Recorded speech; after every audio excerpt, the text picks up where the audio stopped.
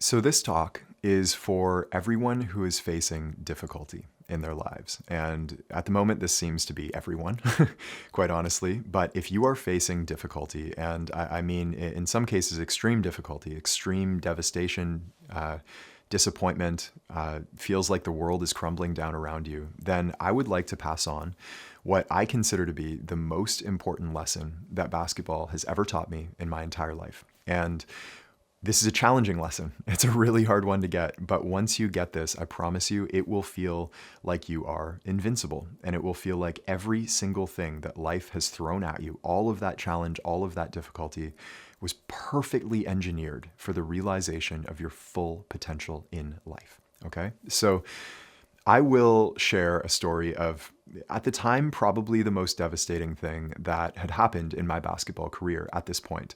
And there was more difficult things up ahead, but I'll tell you what happened here. I was trying out for Team Ontario, and it was the under 17 team, I believe.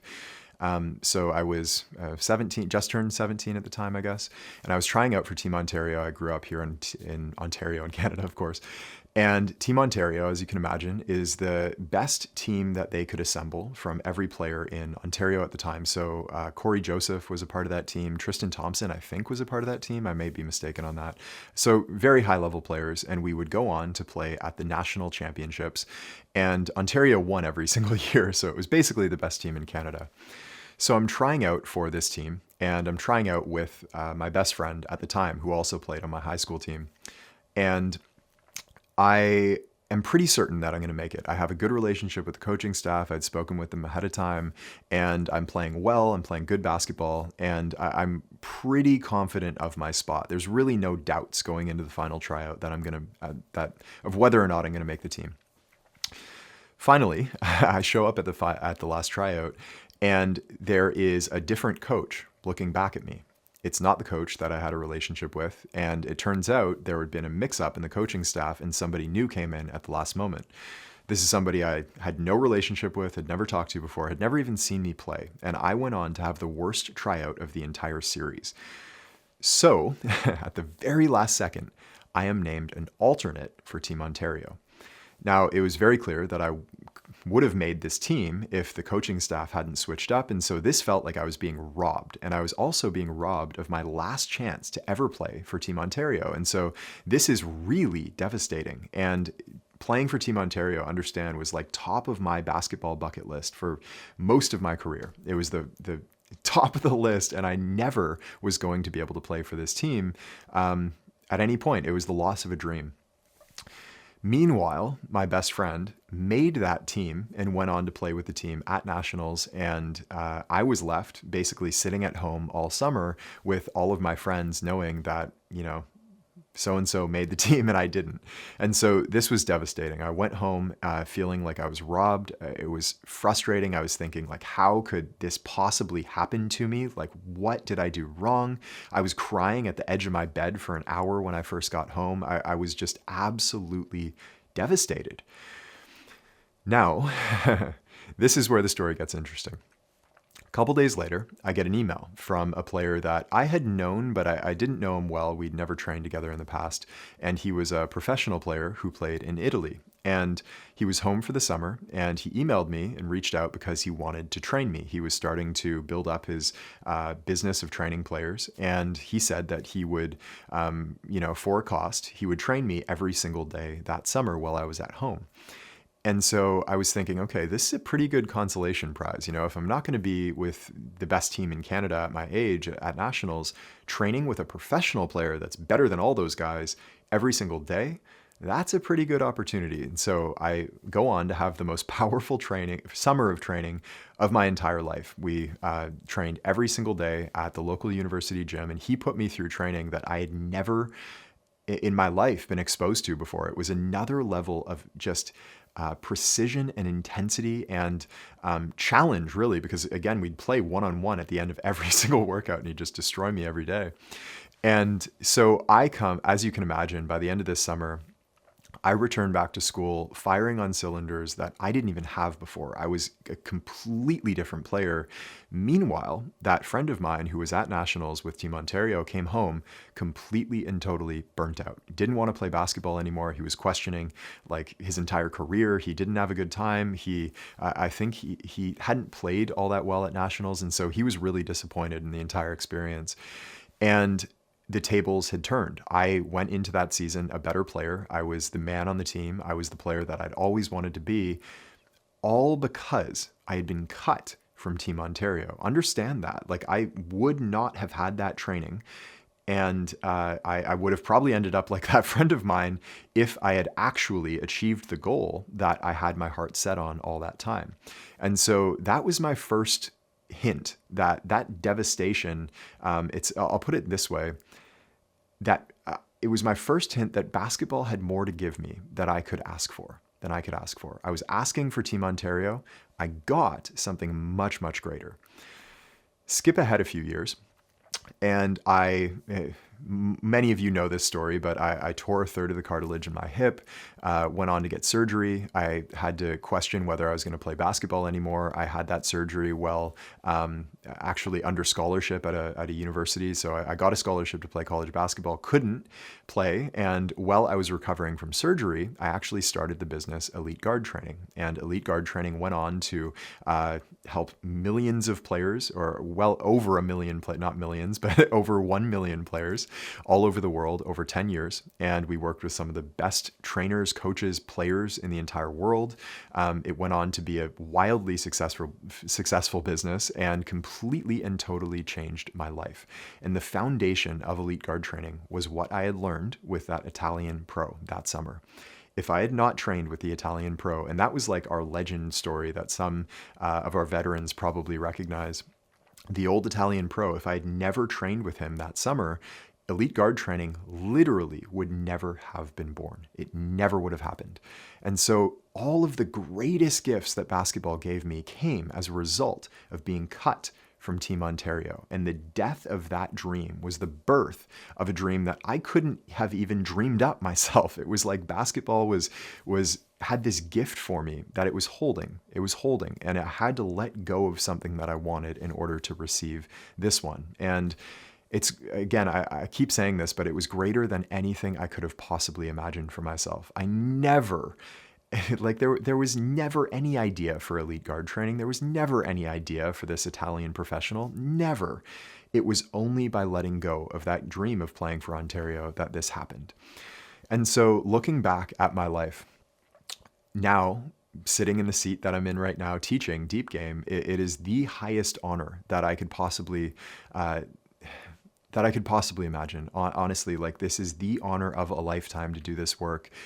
I can't find words to describe like how deeply grateful I am for this opportunity. It is truly the honor of a lifetime, and none of it would have happened if I hadn't been cut from Team Ontario all those years ago.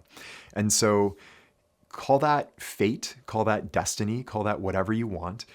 If that last minute coaching staff switch in the coaching staff hadn't happened, we wouldn't be sitting here today.